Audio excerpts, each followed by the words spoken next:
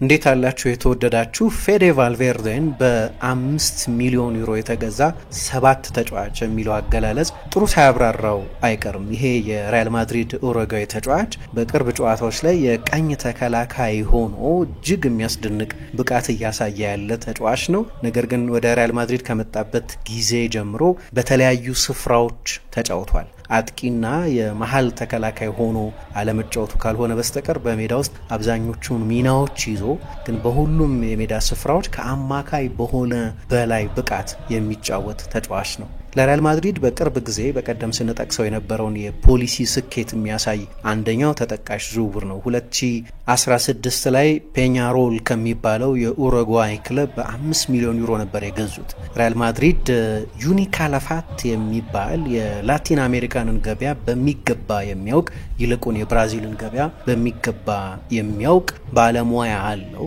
ብዙ ብራዚላውያን ተጫዋቾችን በቅርብ ጊዜ በሪያል ማድሪድ ብዙ ስኬት እያገኙ ያሉትን ቪኒሲየስን፣ ሮድሪጎን አይነት ተጫዋቾች ያመጣ ሰው ነው። ይሄው ሰው ነው ፌዴ ቫልቬርዴን ገና በ17 ዓመቱ ከኡሩጓይ በ5 ሚሊዮን ዩሮ ያስፈረመው። እንዴት ስኬታማ እንደሆነ የምታውቁት ትራንስፈር ማርኬት የሚባለው በዝውውር ጉዳዮች ላይ ስፔሻላይዝ ያደረገው የጀርመን ድረገጽ የገበያ ዋጋው በተመን 130 ሚሊዮን ዩሮ ይሆናል ብሎ ይተምናል። ፌዴሪኮ ቫልቬርዴን የተለያዩ ክህሎቶችን ያሟላ በግልጽ የሚታየ ድክመት የሌለበት ተጫዋች ነው። ቴክኒኩ ግሩም ነው። በጣም ጥሩ ሹተር ነው። ፈጣን ነው። ብርታቱ ወይም ስታሚናው ያስገርማል። የጨዋታ ንባቡ ግሩም ነው። አይደክምም። ደግሞ በቅርብ ብዙ እየተደነቀ ያለው ችሎታው ቨርሳቲሊቲ ነው። የተለያዩ የሜዳ ስፍራዎች ላይ መጫወት የሚያስችል ብቃቱ ነው። በቅርብ ሳምንታት በዳኒ ካርቫሃል መጎዳት፣ በሉካስ ቫስኬዝም እንደዚሁ መጎዳትና አስተማማኝ የመከላከል ብቃት ያለው ተጫዋች ባለመሆኑ ምክንያት መደበኛ ስፍራው አማካይ ቢሆንም የቀኝ ተከላካይ ሆኖ በትልልቅ ጨዋታዎች ሳይቀር በትልቅ ስኬት እየተጫወተ ያለ ተጫዋች ነው። በተለይ በቻምፒየንስ ሊግ ጨዋታዎች ለዚህ ቦታ እንግዳ ቢሆንም ወይ ደጋግሞ የተጫወተበት ስፍራ ባይሆንም በማጥቃትም በመከላከልም በኩል በጣም አስደናቂ ነው። ሲከላከል የባላጋራ ቡድን የክንፍ ተጫዋቾች በቀላሉ የሚያልፉት አይነት ተጫዋች አይደለም። ነገር ግን በማጥቃት ጊዜ ደግሞ በተለይ በቻምፒየንስ ሊግ ጨዋታዎች የማጥቃት አስተዋጽኦ ከፍተኛ ነው። ለምሳሌ ማንቸስተር ሲቲን 3-1 ባሸነፉበት የመልሱ ጨዋታ ለኪሊያን ምባፔ አንድ የመጨረሻ ኳስ አቀብሎ ነበር። ደግሞ በሁለተኛው ዙር ከአትሌቲኮ ማድሪድ ጋር ባደረጉት ጨዋታና በቤርናቤው 2-1 ሲያሸንፉ እዚያም ጨዋታ ላይ ለሮድሪጎ በጣም ድንቅ መስመር ሰንጣቂ የመጨረሻ ኳስ አቀብሎ ነበር። ባለፈው ካርሎ አንቼሎቲ እንደው እንደ ቀልድ ቢጤ ሲናገሩ የዓለማችን 3ኛው ምርጥ የቀኝ ተከላካይ ነው ከካርቫሃልና ከሉካስ ቫስኬዝ ቀጥሎ አሉ። እኔ በዚህ ቦታ ያው የሪያል ማድሪድ 2 ተጫዋቾች ናቸው። ስለዚህ 3ኛ ተመራጭ ተጫዋቻቸው መሆኑን ጠቅሰው ነው። ግን በዚህ ሳምንት የትሬንት አሌክዛንደር አርኖልድን ወደ ሪያል ማድሪድ ለመዛወር መቃረብ በብዙ ብዙሃን መገናኞች በስፋት ሲወራ ሰምተናል። እኛም ስናነሳው ነበር። ነገር ግን በዘላቂነት የሪያል ማድሪድ ሰዎች ፌዴሪኮ ቫልቬርዴን እዚሁ ቦታ ላይ መጠቀም ቢፈልጉ፣ እሱም በቀኝ ተከላካይነት ለመጫወት ቢፈቅድ የቀኝ ተከላካይ ሆኖ ለመላቅ የሚያስችሉ ሁሉም ሮ ማቴሪያሎች፣ ሁሉም የሚያስፈልጉ ግብአቶች ያሉት ተጫዋች ነው። ለምሳሌ ከሉካስ ቫስኬዝ አንጻር ካየ ነው የበለጠ የመከላከል ደህንነት የሚሰጥ አይነት ተጫዋች ነው። ለዚህ ነው ሉካስ ቫስኬዝ ከጉዳቱ አገግሞም ጭምር ካርሊቶ ፌዴን በዚህ ቦታ ላይ መጫወትን የሚመርጡት። ከሲቲ ጨዋታ በኋላ ሲናገር አሁን በዚህ ቦታ እየተጫወትኩ ያለሁት ሌሎች ተጫዋቾች በመጎዳታቸውና ያንን ቦታ እኔ መሸፈን ስላለብኝ ነው። ነገር ግን ለወደፊቱ በአማካይ ቦታ ላይ ለመጫወት በቂ እድል ባላገኝ የቀኝ ተከላካይ ሆኜ በሙሉ ጊዜ የቀኝ ተከላካይነት መጫወት እችላለሁ። ለመጫወት የሚስማማኝ ቦታ ነው። አዳዲስ ነገሮች እየተማርኩ ነው። ነገር ግን እኔ የመጀመሪያ 11 ውስጥ እስከገባው ድረስ በጣም አስፈላጊ ነው ለኔ እሱ በቀኝ ተከላካይ ብጫወትም ቅር አይለኝም አለ። ካርሎ አንቼሎቲ እድለኛ አሰልጣኝ ናቸው። ይሄ ተጫዋች የቡድናቸው አባል ስለሆነ ብዬ አስባለሁ። ምክንያቱም በተለያዩ ቦታዎች ላይ አልትራ ኮምፒቲቲቭ የሆነ በላቀ ጥራት መጫወት የሚያስችል ክህሎት ያለውን ተጫዋች ማግኘት አስቸጋሪ ነው። እንደ ዩቲሊቲ ተጫዋች ብቻ የተለያየ ቦታዎች ላይ መሸፈን፣ በአማካይ ጥራት መሸፈን የሚችል ተጫዋች አድርገን ባንወስደው ጥሩ ይመስለኛል። ምክንያቱም በእያንዳንዱ ስፍራ መላቅ የሚችል ያ ቦታ ለሱ እንግዳ እንደሆነ ተጫዋች ሳይሆን የዚያ ቦታ የሱ መደበኛ ቦታ እንደሆነ አስመስሎ መጫወት መጫወት የሚችል ተጫዋች ነው። መጀመሪያ አካባቢ ዚነዲን ዚዳን ነው በመደበኝነት የሪያል ማድሪድ ዋናው ቡድን ውስጥ ብዙ የመሰለፍ ዕድል የሰጠው አሰልጣኝ። ነገር ግን በ2022 የቻምፒየንስ ሊግ የፍጻሜ ጨዋታ ላይ የቀኝ ክንፍ የመስመር ተጫዋች ሆኖ በፍጻሜው ጨዋታ በፓሪስ ቪኒሺየስ ሊቨርፑልን ድል ሲያደርገው የማሸነፊያውን ጎል ሲያስቆጥር እሱ ነበር ያንን ግሩም የመጨረሻ ኳስ የሰጠው። በቅይጥ ሚና የሚጫወት አይነት ተጫዋች ነበር። በመከላከል ጊዜ የሪያል ማድሪድን ኮሌክቲቭ ባላንስ ወደ ሴንትራል ቦታዎች እየመጣ የሚጠብቅ፣ ቡድኑ በሚያጠቃበት ጊዜ ደግሞ የቀኝ ክንፍ የማጥቃት መሳሪያ ሆኖ የሚጫወት ተጫዋች ነው። የተሳካለት አማካይ፣ በቀኝ ተከላካይነት በጣም በአስደናቂ ብቃት የሚጫወት የቀኝ ክንፍ ተጫዋች ሆኖ የቻምፒየንስ ሊግ የፍጻሜ ጨዋታ ላይ የቡድኑን የድል ማድረጊያ የመጨረሻ ኳስ የሚያቀብል፣ በአንዳንድ ጨዋታዎች አማካይ ተከላካይ ሆኖ የሚጫወት ነው። ስፔኖቹ እንደሚሉት ፒቮቴም ላተራልም ቦታዎች ላይ 6 ቁጥርም 8 ቁጥርም ሆኖ መላቅ የሚችል ተጫዋች ነው ይሉታል። አንድ እኔ ምንም ግነት የማይመስለኝ አንቼሎቲ ስለዚህ ተጫዋች ሲያብራሩ የተጠቀሙበት አገላለጽ አለ። ዓለም ላይ በጣም የተሟላው ተጫዋች እርሱ ይመስለኛል። የመሃል ተከላካይ አድርጋችሁ ልትጠቀሙበት ብትፈልጉ ያለምንም ችግር ያንን ሚና በላቀ ጥራት በላቀ ብቃት መወጣት የሚችል ተጫዋች ነው አሉ። the most complete player in the world right now ሚል አስተያየት ነው የሰጡት። ይህንን ያሉበት ምክንያት የተለያዩ ቦታዎች ላይ ቅድም እንደጠቀስኩት በመስመር ተከላካይነት፣ በቀኝ ክንፍ አማካይነት፣ በ6 ቁጥርነት፣ በ8 ቁጥርነት በሁሉም ቦታዎች ላይ ያለምንም ችግርና ያለ ብቃት መውረድ ሁሉንም ኃላፊነቶች በላቀ ብቃት መወጣት የሚችል ተጫዋች ስለሆነ ጥሩ አገላለጽ ይመስለኛል። ብዙ ችሎታዎች አሉት። እንግዲህ አሁን ወደ 10 ዓመት ገደማ ሊሆን ነው በሪያል ማድሪድ ተጫዋችነት። ላለፉት 5-6 ዓመታት የዋናው ቡድን አባል ነው። ከ300 በላይ ጨዋታዎችን ለሪያል ማድሪድ አድርጓል። ገና 26 ዓመቱ ነው። የሪያል ማድሪድ የወደፊት አምበል ይሆናል ተብሎ የሚጠበቅ የመሪነት ካራክተሪስቲክስም ያለው ተጫዋች ነው። እስከ 2029 የሚቆይ ኮንትራት አለው። 14 ዋንጫዎችን አሸንፏል። 2 ቻምፒየንስ ሊጎች፣ 3 ላሊጋዎች፣ 1 ኮፓ ዴል ሬን ጨምሮ ማለት ነው እና ጨዋታው ከ8 ከ10 በላይ ብቃት የሚያሳይ ተጫዋች ነው። አሁን አንዳንድ ተጫዋቾች ወጥ ብቃት ለማሳየት ስለሚቸግራቸው አንድ ጨዋታ ላይ 4 ከ10 አንድ ጨዋታ ላይ 9 ከ10 ብቃት ያሳያሉ። የማንቸስተር ሲቲ አሰልጣኝ ፔፕ ጓርዲዮላ ስለ ሮድሪ ሲናገር ለአንዳንድ ክንፍ ተጫዋቾች በሚናው አስቸጋሪነት ምክንያት አንዳንድ ጊዜ 5 ከ10 አንዳንድ ጊዜ 8 ከ10 ሊኖራቸው ያስፈልጋል። ነገር ግን አማካዮች በቡድን ውስጥ ባላቸው በጣም አስፈላጊነት የተነሳ ቢያንስ በየጨዋታው ወጥ የሆነ የ7 ከ10 ብቃት ማሳየት አለባቸው። ሮድሪ እንዲህ አይነቱ ኮንሲስተንት ተጫዋች ነው ብሎ ሲናገር አስታውሳለሁ። ፌዴ ቫልቬርዴን እኔ እንደዛ ነው የምረዳው። አንድ አይነት ተጫዋች አይደለም ከሮድሪ ጋር፣ በኮንሲስተንሲው ግን አንድ አይነት ነው። ብቃቱ ወርዶ አታዩትም። ብዙ ጊዜ 8 ከ10 ብቃት አሳይቶ የሚወጣ ተጫዋች ነው። ከዛ በጭራሽ ብዙ ጊዜ አይወርድም። ለሪያል ማድሪድ ከ200 በላይ የላሊጋ ጨዋታዎች አድርጓል። ከ40 በላይ የጎል ተሳትፎ አለው። በሀገር ውስጥ የካፕ ውድድሮች ደግሞ 33 ጨዋታ ተጫውቷል። በዓለም አቀፍ ውድድሮች 70 ጨዋታ አድርጓል። የቻምፒየንስ ሊግ፣ የአውሮፓ ሱፐር ካፕን አይነት ጨዋታዎችን ጨምሮ ሪያል ማድሪድ ተጫዋቹን ካመጣው በኋላ ወድሜው 18 ዓመት ሲሆን ነው አህጉር መሻገር ይችል የነበረው። ለፔኛሮል ለ1 ዓመት በውሰት ተሰጥቶ ተጫውቷል። ዝውውሩ ከተፈጸመ በ5 ሚሊዮን ዩሮ ከፈረመ በኋላ ማለት ነው። በነገራችን ላይ አርሰን ቬንገር የአርሰናል አሰልጣኝ ያሉ የ2 ሳምንት የሙከራ ጊዜ አግኝቶ ነበር። ነገር ግን በዚህ በወርክ ፐርሚት ምክንያት አርሰናል የዚህን ተጫዋች ዝውውር ማጠናቀቅ አልቻለም። ሪያል ማድሪድ ግን አስፈረመውና ወደ ስፔን ሲመጣ ለዴፖርቲቮ ላካሩኛ በ2017-18 የውድድር ዘመን በውሰት ተሰጥቷል። 24 ጨዋታ ነበር ያደረገው። ጎልም አሲስትም አልነበረውም፣ ግን ትልቅ የመማሪያ ጥፋት ነበር ማለት ይቻላል። ፔፔ ሜል የሚባሉት አሰልጣኝ የቀድሞ የሪያል ማድሪድ ተጫዋችና የዴፖር አሰልጣኝ የነበሩት ሰው ናቸው ለመጀመሪያ ጊዜ በመስመር ተከላካይነት የተጠቀሙበት።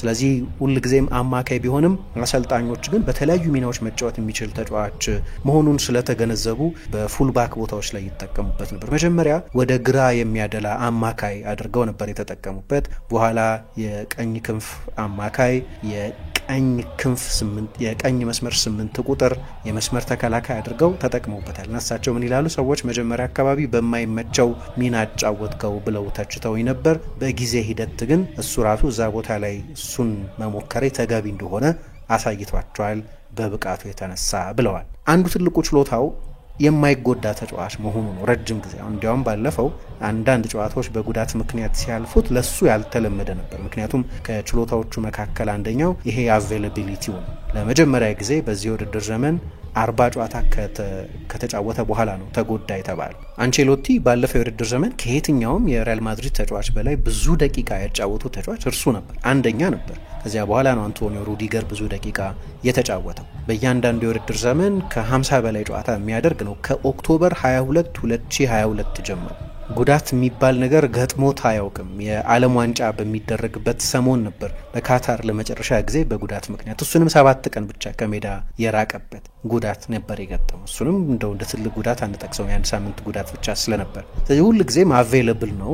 አሰልጣኞች ደግሞ the biggest quality is availability ላለው ደጋግሜ ብዙ ጊዜ ያ አቬይላቢሊቲ ያለው ሁሌ ይገኛል። ደግሞ የሚያስገርመኝ ነገር ሜዳ ውስጥ እንደዚህ አይነት ፊዚካል ኢንቨስትመንት ያለው ብዙ የሚሮጥ ያለ ስስት ሜዳ ውስጥ ያለውን ሁሉ ለቡድኑ የሚሰጥ ተጋዳይ ተጫዋች ከጉዳት ነፃ የመሆኑ ነገር ያስገርማል። ሌላ አንደኛው ችሎታው ትሬንት አሌክዛንደር አርኖልድ እንግዲህ አሁን ወደ ሪያል ማድሪድ ይመጣል ተብሎ የሚጠቀሰው ወይ የሚጠበቀው ተጫዋች አንድ ችሎታው የቀኝ መስመር ተከላካይ ሆኖ ጨዋታ ኢንፍሉዌንስ ማድረግ የመቻሉ ነገር ነው። በቴክኒኩ በጣም የላቀ ተጫዋች ስለሆነ ብዙ ጊዜ የቀኝ ተከላካዮች ደግሞ በኢታሊያን ጆብ በሚባለው ጋብሪኤል ማርኮቲና የጂያንሉካ ቪያሊ መጽሐፍ ላይ ቪያሊ ምን ይላል? የቀኝ ተከላካይ ሆኖ የሚጫወተው ተጫዋች እዚያ ቦታ ላይ የሚጫወተው በቁመቱ ማጠር ምክንያት የመሃል ተከላካይ ስለማይሆን፣ በቴክኒኩ ማነስ ምክንያት የቀኝ ክንፍ የመስመር ተጫዋች መሆን ስለማይችል ነው ይላል። ስለዚህ ሁሌም የቀኝ ተከላካይን በተመለከተ የነበረው ፐርሰፕሽን ፌዴ ቫልቬርዴ የሙሉ ጊዜ የቀኝ ተከላካይ አለመሆኑን ልብ ይለዋል። ነገር ግን በቴክኒክ ዝቅ ያለ ችሎታ ያለው ተጫዋች የሚሰለፍበት የሜዳ ክፍል ተደርጎ ነበር ይታይ ነበር። ያ ማለት በጨዋታ ላይ ብዙ ኢንፍሉዌንሻል ለመሆን ያስቸግራል። ፌዴ ቫልቬርዴ ግን ለምሳሌ ሲቲው ጨዋታ ላይ እንዳሳየን በማይመቸው ወይም ለሱ መደበኛ ባልሆነው ቦታ ጭምር ተጫውቶ በጣም ኢንፍሉዌንሻል ነው። በሪከቨሪዎቹ፣ ባጨናገፋቸው ኳሶች፣ ባቀበላቸው ፓሶች፣ በማጥቃት ፓሶቹ፣ በመከላከል ክህሎቱ፣ በክሊራንሶቹ፣ ብሎክ ባደረጋቸው የባላጋራ ቡድን ሙከራዎች፣ በነካቸው ፓሶች ብዛት የቀኝ ተከላካይ ቢሆን እንኳን ያ የሚና ለውጥ ተጽዕኖን አልቀነሰበትም። የመጨረሻ ኳስ አቀብሏል። 3 ሙከራዎች ሞክሯል። ለምሳሌ በኤቲሃድ በተደረገው ጨዋታ ማለት ነው። ከቪኒ ቀጥሎ ብዙ ሙከራ ያደረገው እሱ ነበር።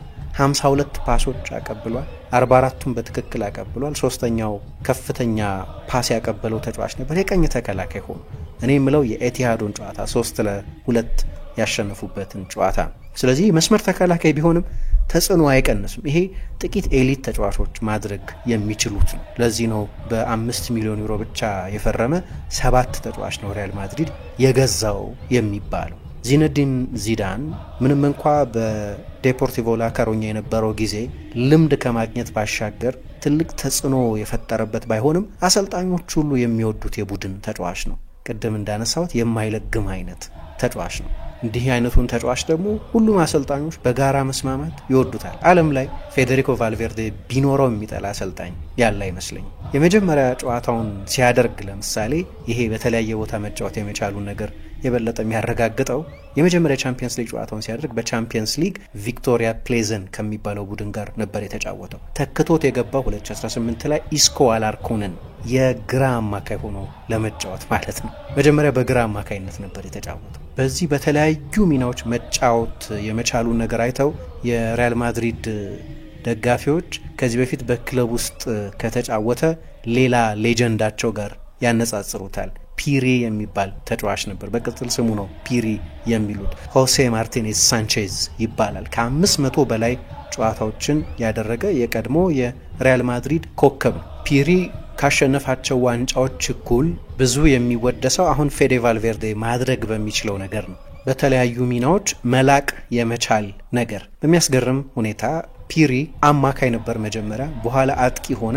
ጫማ ከመስቀሉ በፊት ግን የመሃል ተከላካይ ሆኖ ነው የተጫወተው። ስለዚህ በተለያዩ ቦታዎች ላይ ስለሚጫወት የኛ ዘመን ፒሪ ይሉታል። የሊደርሺፕ ችሎታውን ስጠቅስ ነበረ። ብዙ ሚጮህ አይነት አይደለም። ነገር ግን አንዳንዱ ተጫዋች አምበል ለመሆን የግድ በጩኸት የሚናገር መሆን እንደማይጠበቅበት ስታዩ ከሜዳ ውስጥ የሪያል ማድሪድ መሪዎች መካከል አንደኛው ፌዴ ቫልቬርዴ መሆኑን ታስተውላላችሁ። ያ የዋኒቶ መንፈስ የሚሉት ታጋይነት ያለው ተጫዋች ነው። እኔ በግልጽ የሚታይ ድክመት አላይበትም። የሚገርመው ነገር ቅድም ብዙ ደቂቃ ይጫወታል፣ ሳይጎዳ አመታትን አሳልፏል እል ነበር። የኡሩጓይ ተጫዋች አይደለም። አሁን ለኡሩጓይ ብሔራዊ ቡድን 2 ጨዋታዎች ካደረገ በኋላ ነው እንግዲህ ለሪያል ማድሪድ እንደገና ለመጫወት የሚመለሰው። ኤል ፓይስ የሚባለው ጋዜጣ ላይ ምን አነበብኩ? ከ2018 ወዲህ በላሊጋ እየተጫወቱ ካሉ ተጫዋቾች መካከል ለክለቡ ሪያል ማድሪድ እና ለሀገሩ ብሔራዊ ቡድን ለኡሩጓይ ብሔራዊ ቡድን የሱን ያህል ብዙ ደቂቃ የተጫወተ ተጫዋች የለም የሚል ቁጥር አየሁ።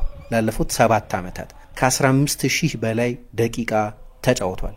አሁን በላሊጋ ካሉ ተጫዋቾች መካከል ከሱ ቀጥሎ ብዙ ደቂቃ የተጫወቱ ተጫዋቾች 13500 ደቂቃ የተጫወተው አንቶኒዮ ሩዲገር እና 13000 ደቂቃ የተጫወተው ሮበርት ሌቫንዶቭስኪ ናቸው። አሁን በላሊጋ እየተጫወቱ ካሉ ተጫዋቾች መካከል ፊፍ ፕሮ ላይ ደግሞ ከ40 በላይ ባሉ ሀገራት ውስጥ ያሉ ፕሮፌሽናል እግር ኳስ ተጫዋቾችን የሚወክለው ማህበር ደግሞ ምን ይላል? ከ2018-19 የውድድር ዘመን ከኦክቶበር አጋማሽ ጀምሮ ብዙ በረራ ያደረገው ተጫዋች በአየር ላይ በአውሮፕላን ረጅም ሰዓት ያሳለፈው ተጫዋች እሱ ነው ይላል። በላሊጋ እየተጫወቱ ካሉ ተጫዋቾች መካከል ወደ ኡሩጓይ ሄዶ እስኪመለስ ድረስ እና በዛው በላቲን አሜሪካ የሚደረጉ ረጃጅም በረራዎችን ስለሚያደርግ የዚህኛውን የኢንተርናሽናል ብሬክ የማርች ኢንተርናሽናል ብሬክን ሳይጨምር በአውሮፕላን ላይ በበረራ ብቻ 49078 ደቂቃ አሳልፏል ይላል። 48078 ደቂቃን ወደ ቀን ብትለውጡት 34 ቀን አውሮፕላን ውስጥ አሳልፏል ማለት ነው። በኪሎ ሜትር ደግሞ ብትለኩት 616949 ኪሎ ሜትር ተጉዟል ማለት ነው። 334 ጊዜ የታይም ዞን ለውጧል፣ የጊዜ ዞን ለውጧል። ከሱ ቀጥሎ ያለው ተጫዋች ሮድሪጎ ደ ፖል ነው። ከ45000 በላይ ደቂቃ አሳልፏል። 31 ቀን ገደማ እንደማለት ነው። ስለዚህ ያለመታከት በረራ የሚያደርግ በሁሉም አጋጣሚዎች ግን እንደዚህ እንዳልዛለ ተጫዋች 100% ብቃቱን የሚሰጥ ብዙ ክህሎቶች ያሉት በአምስቱ የአውሮፓ ሊጎች ከፍጹም ቅጣት ምት ሳጥን ውጪ ብዙ ጎሎች የሚያስቆጥር ነው። ባለፈው ዓመት አስታውሳለሁ ስለ ሹቲንግ ቴክኒኩ ብቻ አንስቼ ነበር። በጣም ጠንካራ የሹቲንግ ቴክኒክ ነው። ይሄ ነው የሚባል ትልቅ ጉድለት ወይም ቴክኒካዊ እጥረት ያለበት ተጫዋች አይደለም። በዚህ ምክንያት የአንቸሎቲ አገላለጽ በጣም ጥሩ አገላለጽ ይመስለኛል። በዓለም ላይ በዚህ ሰዓት በጣም የተሟላው ተጫዋች የተለያዩ ቦታዎች ላይ መጫወት በመቻሉ ምክንያት በጣም የተሟላው ተጫዋች ሊባል ይችላል። ግን መነሻ ላይ የተጠቀምኩበትም ፍሬዝ ተጫዋቹን በመጠኑ ይገልጸዋል። ሪያል ማድሪድ በ5 ሚሊዮን ዩሮ የገዛው 7 ተጫዋች እሱ ጥሩ ሳይሆን አይቀርም።